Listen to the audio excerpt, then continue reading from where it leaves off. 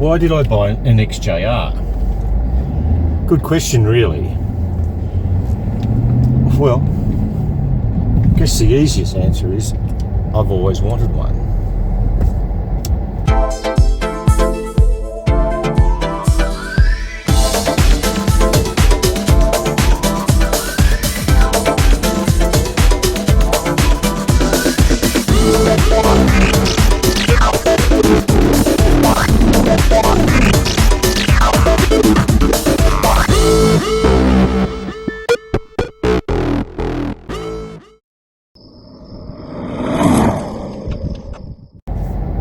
Back in 2004, when I went to my first Jaguar Drivers Club display day, there was a whole bunch of brand new X350s there, and I really actually didn't love the shape of them back then. I thought they were too bulky compared to the X308s and X300s. However, my views and tastes have changed. I think they're a gorgeous looking car. I think they're far superior, much more modern than what a X308 looks like, even though I still think that the shape of them is really quite beautiful. My brother owned an X308 years ago in an XJR form, and I absolutely loved that car. It was the ultimate. Back then I just really couldn't afford one. But he paid $50,000 for that. That goes back a fair few years now. And he sold it only a couple of years after he sold it for half the value he bought it for. That car today would have been holding its value, not to 50 grand, but certainly would have held its value. And these things are just great value for money. This thing new was, back in 2004, 214,000 Australian dollars. That equates to roughly 300,000 Australian dollars after inflation today. So I paid roughly 6% of its original purchase price. And that's pretty much one of the reasons why I bought it, because it was a cheap XJR. In fact, it was the cheapest XJR available in Australia. My car's not a low mileage car. It's got 280,000 kilometres on it. And that's not a lot for 18 years. But it doesn't scare me buying high mileage. My XJ8, which I still own, and it will be up for sale shortly, it was a high mileage one when I bought it, but it had a plethora of work done on it from new and a wonderful service history. And the same with this one. It's got an excellent service history. So I've took the punt and bought it, and it is a really, really nice car. It does everything right. It is so nice to be in this cabin. It's quiet, no rattles. You've got that wonderful speed of an XJR and torque. It is just a lovely place to be in. Produces nearly 400 horsepower compared to the XJ8, which produces, I think, around about 260 horsepower. Mind you, the XJ8's no slouch. You hop in that, it's only a 3.5 litre, and it feels like you're driving like a 5 litre V8. It's a pretty good car, pretty quick.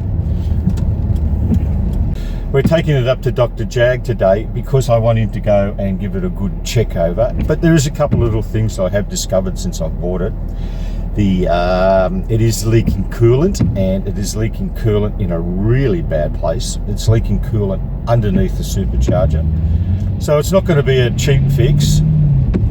However, once that supercharger comes off, all the rubbers and hoses and plastic fittings, he's already ordered them, so they're going to get all fixed up and replaced, and check the rest of the car over. Make sure everything's nice and good, because I want this as a daily driver type car. I want it to go where I want it to go without having it to break down at any stage. Values wise, I've been watching them drop a little bit, but the XJRs seem to hold their value better. Prices went up during COVID, as most motor vehicles did during the last couple of years. And I've seen similar motor cars going for 4 times the value I bought this. Mind you, they are lower kilometre cars. So I bought this one on the cheaper end of the spectrum, but I'm happy. I'm really happy with the purchase.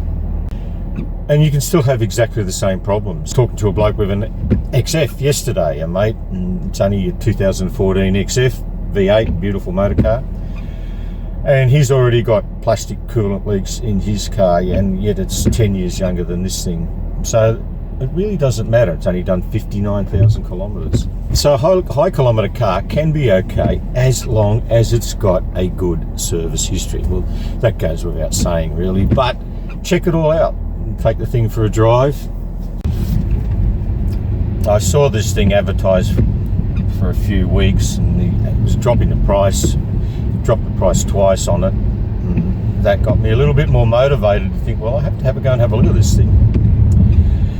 Yet I was very conscientious of the fact that it had high kilometres, and I wanted to really check it out as much as I could when I got there.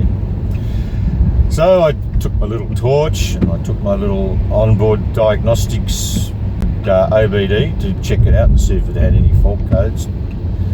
And when we arrived in Western Sydney to have a look at it, I went to jelly. Hopelessly went to jelly. I just all of a sudden fell in love with it. I didn't look at the thing. I just said, yeah mate, I'll have it. Maybe I should have did a little bit more due diligence, especially with that little coolant leak that I got. But even if it did have that coolant leak, and I knew about it at the time, and he didn't change his price, my question I've asked myself, would I still have bought it? I said, yeah, I probably would have. So there you go, I got it. Comparing my XJ8, which will be up for sale very shortly, and my new XJR, what differences there is between the two of them? Well, not a lot really. And then while you ask, well, why did you change from an XJ8 to an XJR? Well, because it's an R. Someone said to call it pirate because it's an R. There are differences, minor differences. My XJR has xenon headlights. The XJ8 doesn't have xenon headlights. Obviously, it's got the XJR grille. The XJ8 also has the XJR grille, but I put that in, which is an aftermarket one. This also has an XJR, well, has the mesh grille on the lower section of the car. However, jury's out whether I still like that or not. That's an aftermarket one, and it's not really done nicely. You should have painted the brackets black at the back, just to give that so you don't see all the bracketry behind the mesh. Never mind, we can look at that later. This has front parking sensors. The XJ8 only has rear parking sensors, and this has got both. This has headlight washers, which I just think are a gimmick, really, but it's got them. And also it has the larger brakes. It's got the Brembo calipers on it with ventilated discs all around, which the XJ8 hasn't. Mind you, there's nothing wrong with the XJ8 brakes. They've got plenty of stopping power, and they're very sufficient for the weight of that motor car. XJ8 produces 260 horsepower. The XJR 390, 400 horsepower, and obviously torque's obviously more. Handling wise, pretty much exactly the same. They both wear exactly the same cat suspension, and as you can see, the ride height is pretty much exactly the same on both of them. I can't tell any difference whatsoever there. Air suspension on this thing's pretty good. I don't have any issues with it. It's been all replaced. I've got all the receipts for that. Same with my XJ8, I've had to replace all the air shocks on that, and it's running beautifully with the air shocks. They can develop air leaks through all the fittings and fixtures that go around the car. They also have compressor issues, but relatively they're affordable to to replace. Not necessarily replaced with genuine parts. Genuine parts will always be like 4 times the value of some aftermarket parts. I rarely go for genuine parts unless it's the only part that I can actually get to repair the problem. I normally go for good quality aftermarket parts. So that sort of brings me to what can go wrong with these things. Well, as I just mentioned, air suspension is one of them. You can replace the air suspension with standard shock coilovers, which are relatively quite cheap for a set of 4. It's quite amazing compared to what the air shocks was. I've never done it, but you read in forums and other reviews that it does affect the handling to a little bit. It's not as ride comfort. Mind you, I think the air shocks situation on these is not the most comfortable ride ever, but when you push this thing into corners and you have the self-leveling, and when you get up to higher speeds, it reduces the height of the car on the road to give you better aerodynamics. Pretty special. It's quite amazing when you pull up at a service station after going on freeway for quite a significant time. It's a bit dark in the tunnel here. You'll find that you pull up the first service station and you'll see the car slowly rise up till its normal height again. You think, oh, first time I saw it, I thought, weird.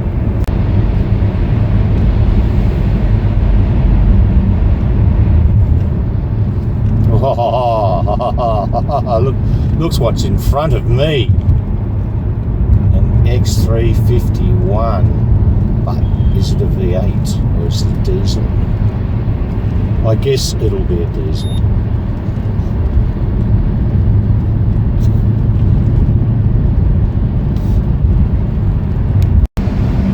Yeah, what else can go wrong?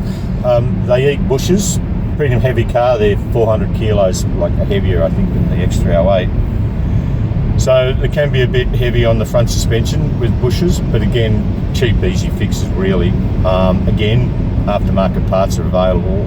You know, wishbone bushes and that, you can get them aftermarket and they're a lot expensive, a lot more cheaper than buying Jag ones. Being all alloy, they can still get a bit of corrosion under the paintwork. This particular example of mine is okay. It's probably more prominent over in colder climates like UK climates. This my XJ8 has a small little 10-cent piece of corrosion on one of the corners of the back guard, where I believe that a little bit of moisture has got underneath the paint and it will just allow that allow the aluminium to corrode underneath it. But I've seen some UK examples where it is really quite extensive, the amount of corrosion that can happen under the paint. Refinement. The X350 in this cabin is far more refined than an X308 and X300. Just a little bit, you feel far, my belief, I feel far more comfortable on this than I would in an X308.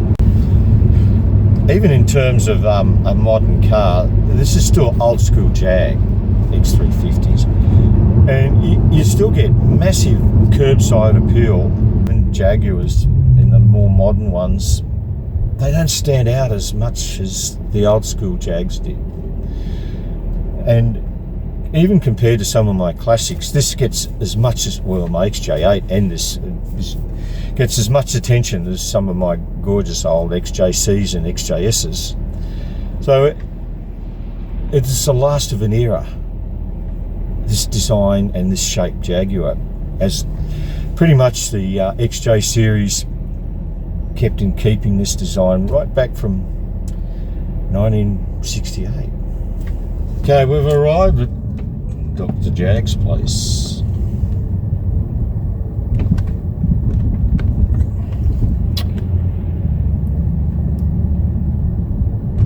Silver City.